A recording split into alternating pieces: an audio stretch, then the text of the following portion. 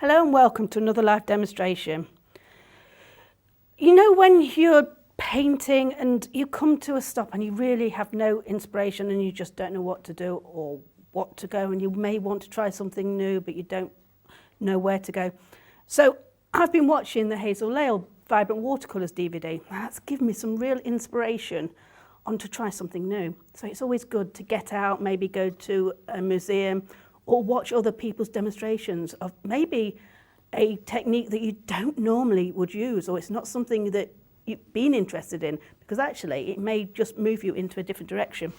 So Hazel Lale, I really like the way she starts out with a really intense drawing, lots of lines, lots of movement and shapes within the drawing which you can't always see. So swirls and curls and circles. And that's really nice. Sometimes with watercolour, the drawing isn't a big part of the painting. It's very lightly done and it's the watercolour that's the big feature. But I really like the movement in the drawings that she starts off with. So in her DVD, she does a horse. It's a much more simplified version than this. I've added the rider. This is Daisy, my friend Claire's daughter. And I like the picture. She's got her tongue out and the horse's mane is really wild at the front, and I thought it was really nice. A lot of movement in the drawing itself. So that started me off with a very organic drawing. So Hazel uses vibrant watercolours, as the DVD suggests, and she starts off with a lemon yellow, sorry, I'll get that right, I'll put my teeth back in, a lemon yellow base. And it's not the usual way I would start to paint. So watch the DVD a few times, or this demonstration a few times, just to understand and have a go. So I'm going to start with a lemon yellow base. And normally, when I'm painting with watercolour, I like to work quite strongly. I like to get it on quite quickly. But Hazel likes to do layers. So nice washes and then build up the tones that way. So I have a swatch, which is not the same paper I'm using, a different piece of paper, but what it's doing is it's showing me that I started off too intense with the colour and I need to add more water and tone it down. And for me, working like that is quite different. So what you need to do is look at areas of light and just leave those, and then build up a nice wash of colour. So it's quite a simple application of colour. You've done the drawing. The drawing's actually the big part of it, and now it's having fun with the vibrant watercolours. So I'm just going to add yellow to the horse, and I should have started from the top to bottom, but I tend to get a bit excited and just like to start in the middle. And you'll notice I'm leaving some areas, and I'm using the brush, using a big brush, just to block in some of this very light yellow.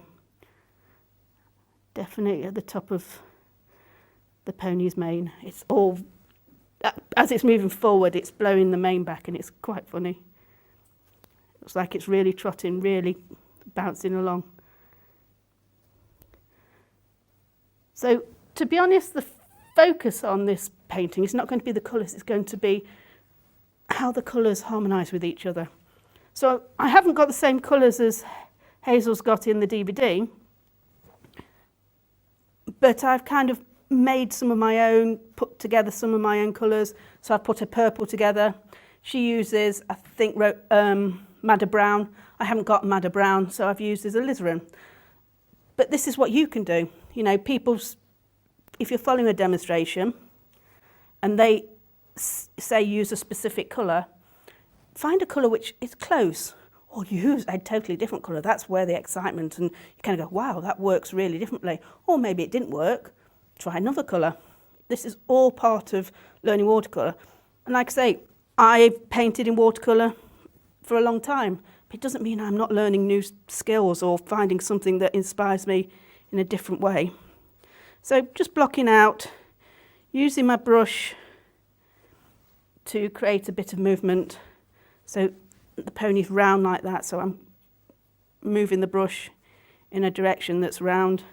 Now she's got white jodhpurs on, so I don't want to put too much colour in there, but I do want to give a little bit of definition.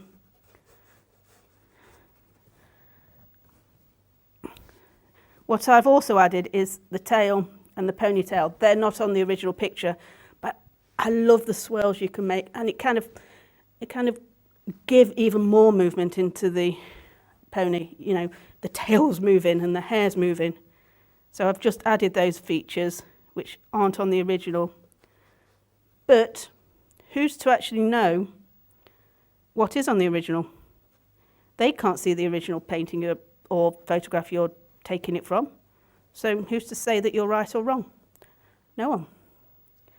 So that was a light colour, possibly could have been lighter, but now I'm just going to go in and add a little bit more, a little deeper yellow.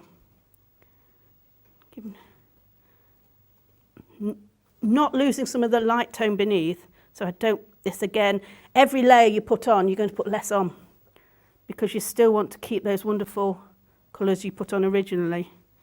So darker area under here. These legs are going to be darker. The back, just maybe add a bit of tonal value. And at the moment I'm not really thinking about totally the tonal values on the horse. I can see where some of the light is hitting, but it's quite flat. It's definitely hitting it in the mane. And I'm leaving areas here around the shoulders just because I won't fill those in. I'll know, because the drawing is there, I don't need to fill every area of the painting in fully. Under the chin will be darker. A lot of it is I have the experience to kind of know where I'm putting things down, or you just put it down and see what happens. It doesn't have to be the first time, it can be the 50th time. Go, that didn't work, I worked on that area too much, or I needed a little bit more definition in the darker areas. Every time you do a new painting, even if it's the same subject, you learn something new. Okay? I want to put a little bit more yellow in there, add some more yellow. Okay, so yellow. So the next colour I'm going to put on is alizarin crimson. And again, I'm going to start with a light wash. I'm going to layer, but I don't want to put too many layers. I've just forgotten to put the cross beams that the pony's jumping over. Go. Again, I don't want really lines. So you can see how it starts to build up. And even then, I think it's got some really nice structure. You've got whites where the lights are, and you've got two tones of yellow. And to be honest, you could leave it at that. Yellow is a colour that doesn't give you really deep tones to really light tones. It gives you, because of the colour, it's a light colour, it gives you a mid-range of tones. You can get light to dark, but it doesn't give you the extreme darks, extreme lights. But other colours, like a blue or a red, will often give you really deep reds, right to really pale red, and blues, really deep blues, and you get a wider range of tonal values. So you could just do it to start with one colour, a blue, and build up your tonal values and see how light you can go, where you need to leave the white areas, and then how dark you can go right at the end. And it's the final tonal values you'll put on last, and it will be a few marks. So I'm moving on to the alizarin crimson, which still harmonises with the yellow. And again, I'm going to just test because I'm quite prone to putting my colours on quite strongly at first.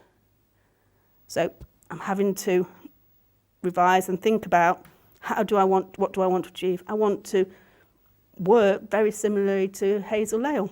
So I'm having to think about what she does, how she does it, and the light washes are one of her things she uses to build up the lovely tonal values.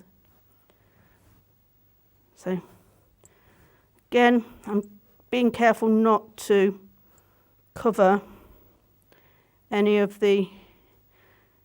all of the previous yellow, but I'm going to use this red to bring out some of the pony's markings. He has dark hooves, or she, and some dark areas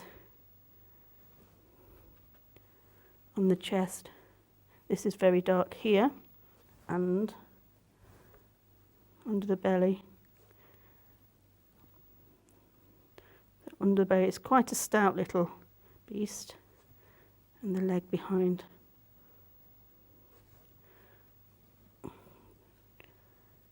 From looking at the photograph, it looks like the light, she's backlit, which means I have to do a lot more painting with a backlit subject, because all the details here, if it was front lit, a lot of it will be whiter and washed out, but with a backlit subject you can see more detail.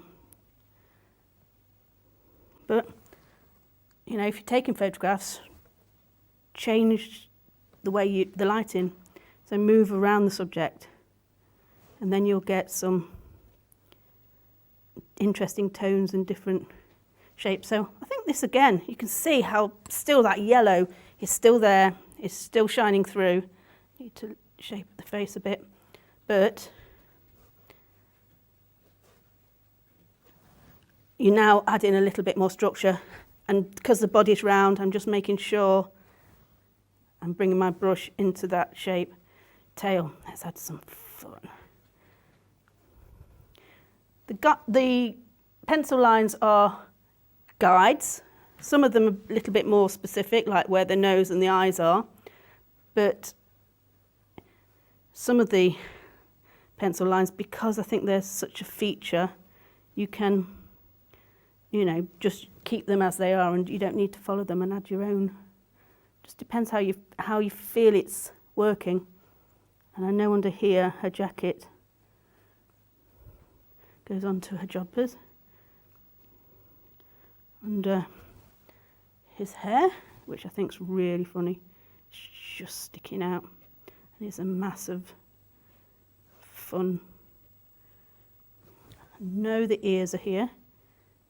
Put one there. I think the other one is here. So I'm plotting out, beginning to think about some of the darker tones. I'm jumping ahead. So normally you'd put the one wash on, but I'm just getting a bit overexcited and I'm jumping ahead. So I'll just slow down and come back and think about the tones I'm putting on. And it is difficult trying something new, especially when you get in your own routine and you know how you like things to work. So it is actually a challenge. But what comes out of it is, oh, actually, you know, this is a really nice way of working. So hat, I think there's a shadow here. And the face under the rim.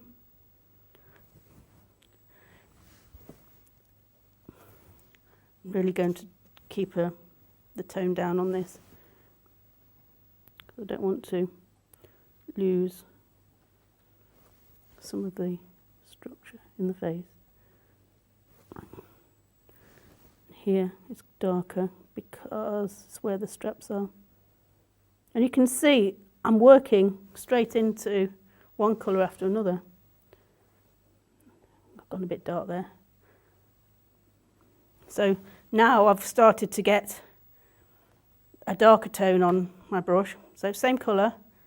Oh no, I've jumped here. The boots are black, so I want to, they come out here, the boots, and then the saddle. It's quite dark under here with lots of layers. Oh, and the back leg. So me trying to jump ahead again. I haven't had chance to look, to think about, and actually go back and think, oh, what do I need to do? So I'm just going to put a bit of colour into the crossbars. Again, I don't want it just lines, I want to add a bit of texture.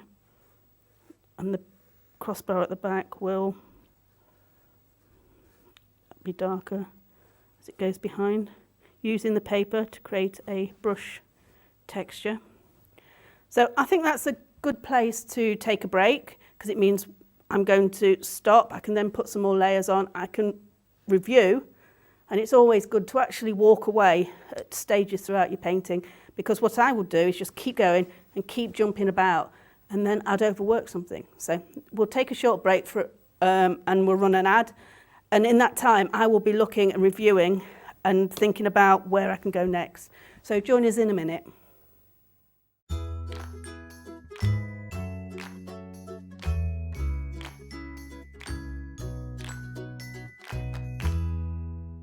Let us bring out the artist in you. If you'd like to learn how to paint or improve your painting, the SAA is here to inform, encourage and inspire you every step of the way. When you become an SAA member, you get so many benefits, including the free bi-monthly newsletter Paint, packed with inspiring step-by-step projects, fascinating articles and detailed information to get your creative juices flowing. Discounts on over 13,000 art products featured on the SAA website and in the Home Shop catalogue, with free order line and free delivery in the UK mainland. A devoted SAA team on hand to answer your questions and give you the confidence and motivation you need to start painting and develop at a pace that suits you. Plus, a free welcome pack filled with gifts and practical help to get you started, as well as the opportunity to make friends with like-minded people. Best thing about being a member is the inspiration from the magazines, to be able to purchase things at a very reasonable price. Yeah, you get the reduction on all the materials, the advice you get. I could shop from home. It's a community. It seemed like a very friendly sort of organisation. If somebody's thinking of joining, don't spend too long thinking. Just join. They'll love it.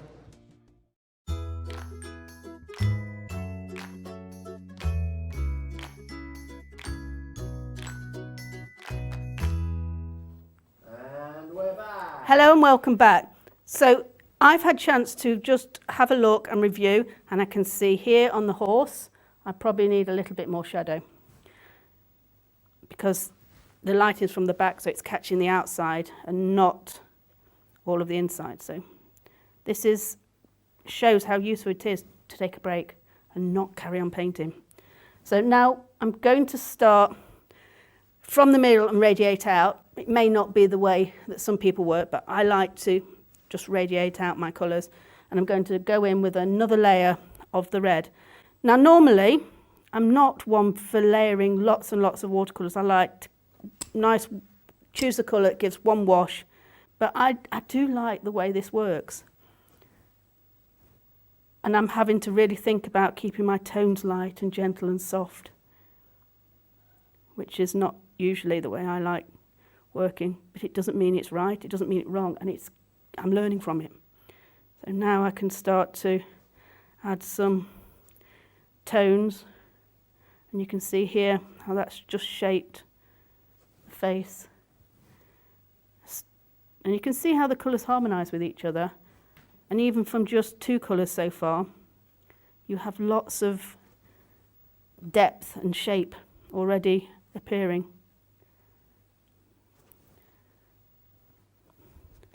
My last colour will be, I'll try not to use too much of it, because this is going to be the darkest colour. So I've started with the light colour, the yellow. Mid colour is my red, and then the darker colour will be the purple. I love these colours, they're very fiery. It makes a really fiery little pony. And like I say, in the photograph she's got her tongue out, concentrating as they gallop along or trot. Not sure how fast they're going, but she's concentrating intently.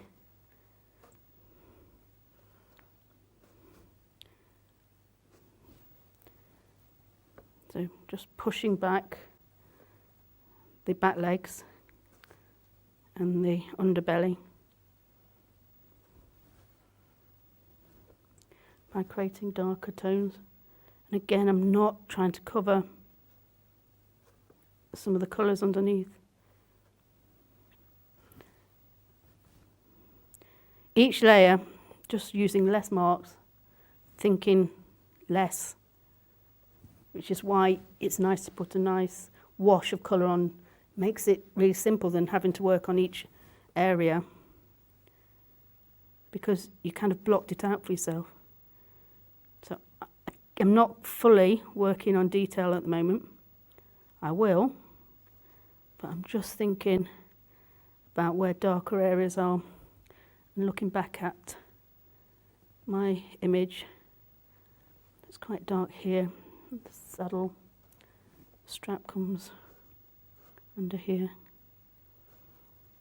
You can still see I'm doing all of this using the large brush because I can still get fine detail even with this size of the brush I'm using. Okay. So now I'm just going to go a bit stronger because, as with watercolours, they tend to dry that bit lighter. So for me, it's just not giving me the intensity I'm looking for. This is where you bring a bit of yourself into it. Yes, you're learning the skills and techniques and you from the original, which was Hazel Lale's vibrant watercolour, but what I'm now doing is bringing a bit of myself into it and adding a little bit more of what I enjoy doing, which is the really strong, much stronger colours. Ears, just need to put the ears on, else I'm going to lose them.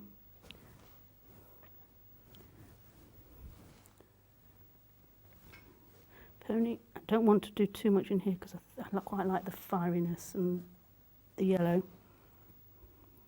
I want to bring darker colours behind, so negative painting, because I want to keep that intensity of the yellow. Push it forward. So negative painting by making the bodysuits she's wearing darker and pushing it back.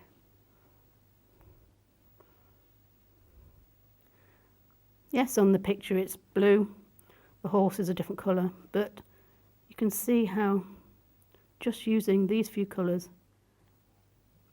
you know, you can. It's not the colour that's important, it's their values. Like I say, you could do this with just one colour. Nose there.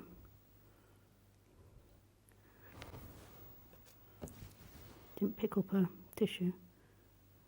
I can do that in a minute. Okay.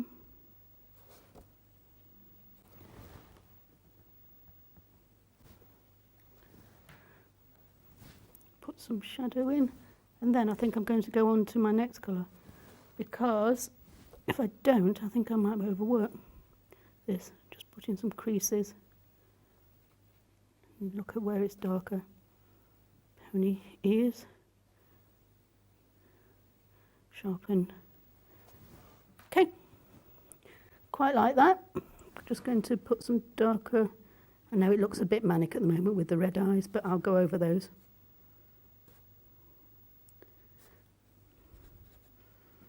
Okay. So you can see, so layer of yellow, then another layer of yellow, pale yellow, a layer of the alizarin crimson, then a darker layer just to bring out a bit more tonal values. And now on to my final layer. And what I'm going to do is really be careful about how much I put on.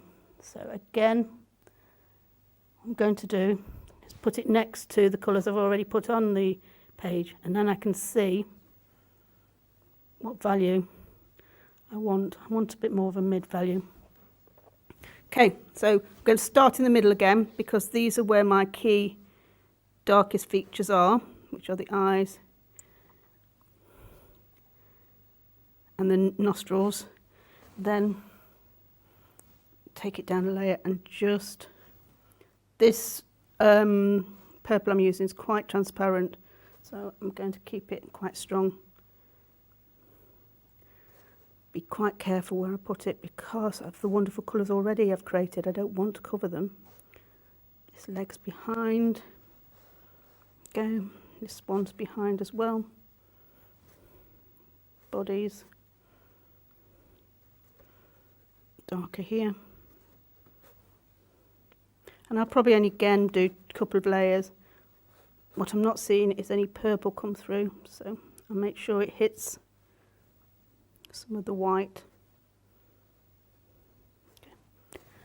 So now I'm thinking about detail. I'm thinking about how much of the boots can you see behind the saddle.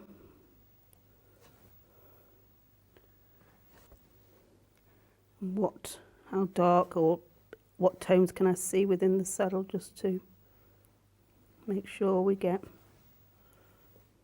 the idea of what she's sitting on.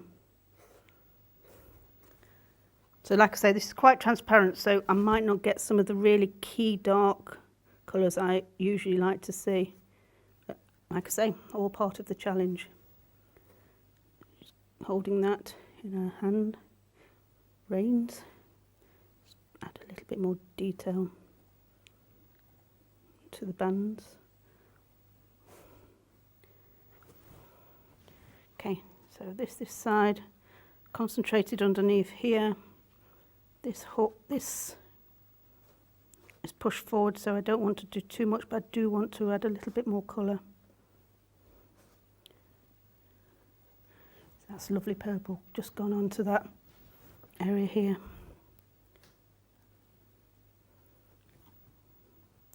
So some of the white I've left, so I can add other colours.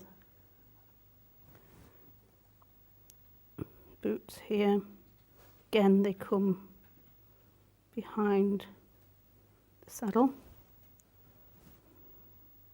Shape I just need to think about within the stirrup. I'm just going to add a little detail to it. But you can see how the already drawn areas can still be seen, so I've lost the shape of this foot because it has some white. So under the shoe, here's going to be one of the darker areas. Just try and think about that. Under the feet. What I'm going to do is move up because I think I'm just going to keep fiddling. And let's start working on. If I keep fiddling, I will lose the colours that I put down. So what's your third colour, Anita? My third colour is, I think it's called Intense Violet in the SAA range. It's a transparent purple, but it's a nice deep purple. Okay, so let's go into the background and bring out some dark tones on the body armour she's wearing. I suppose it's not body armour, it's safety, isn't it? Makes a sound like she's going into somewhere where there's a riot. She's wearing body armour. There we go. Still using the same brush, I've not changed, even for the smaller detail. I know I can get fine tip on this brush. I just hold it gentle. Sorry, that's not very good grammar. If I hold it gently.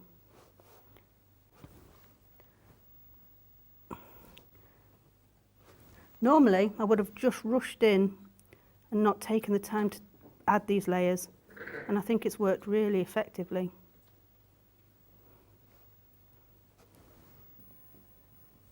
Tail. Let's put some dark underneath. Add, I can have a bit of fun, same into her hair here. I don't want to lose the colours, but I just want to add some fun and some movement. And I can do that by moving the brush and swirling it around. Let's put some dots, let's have some fun.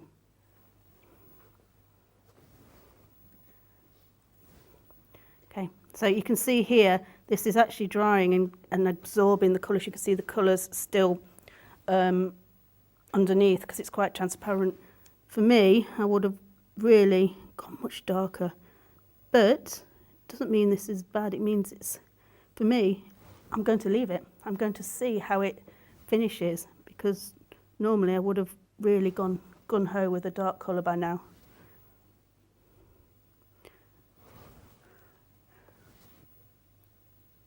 Okay. So I know I can put this on dark, but I can see how it's drying. It's drying quite light. I might go down to a smaller brush just on the face, just because I am struggling to keep the detail. I do want her to look a little bit like who she is. Darker shadows under here. Just a couple of dark shadows under here, where his fringe is moving in the... Step back. Right, what the eyes still need a little bit dark, so black. See how that just makes it step back that way. On the nose, under the boot, bring it to shape. These last features I'm not going to overly worry about. I'm just going to put a few marks just to add the last depth. Under the hooves, maybe a couple of dark areas and patches in the leg that's behind, just so it really does push it back. Now I'm starting to be a bit more me, because I really do like such dark values. But because I've followed all the other techniques,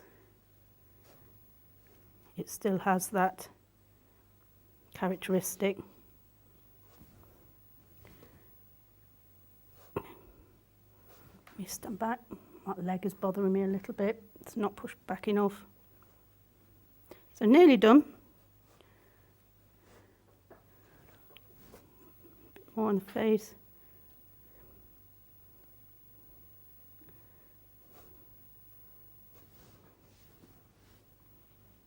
Make the body armour more solid.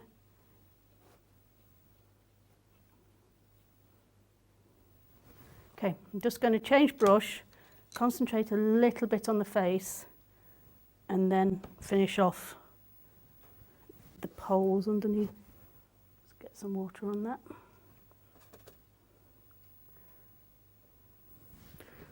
Just again, think about the darker areas. Her nose will be. And then, say she's got a tongue out.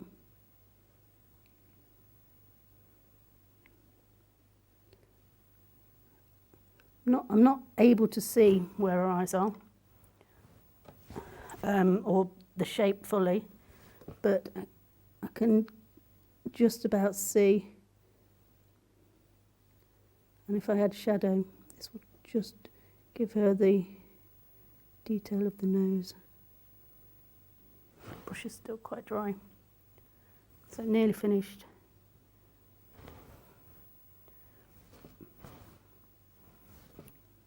I don't want to lose that lovely light I've hit, but her face is in front of the light, so I'm going to have to a bit more detail here. Eyebrows are important because without them, right, so I'm just under the face. She needs a shadow because the hat is sitting on top of.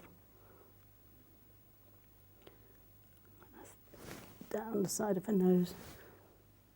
This is where I'm starting to fiddle a little bit, but I know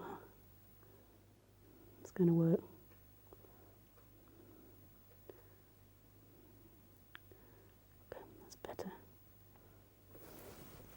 Under the mouth. finish. That's it. I don't think I need to work on that too much. If I step back, a couple of tonal values around the pony's face, under his nose or her nose, it's darker.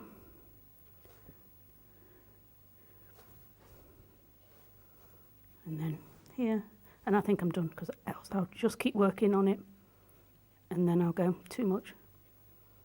Okay, if I stand back, I think that looks okay. So you can see how you can still see, oh no, I know I've done one more thing, and I did say okay, but I haven't finished this off. And that just, as it's part of the drawing or painting, just needs to have the same colour as in the rest of it, because it won't harmonise otherwise.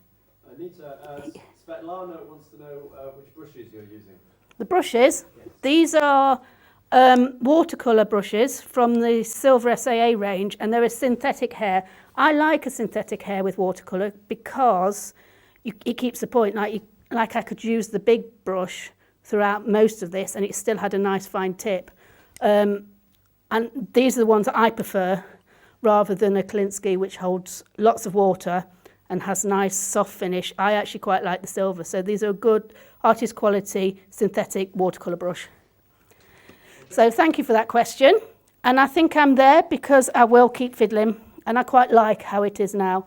So I watched the Hazel Lale DVD and she watched how she works and had a try, but also put a little bit of myself into it. So this is what you can do if you're a bit stuck or you're wondering what to do or you've got no inspiration.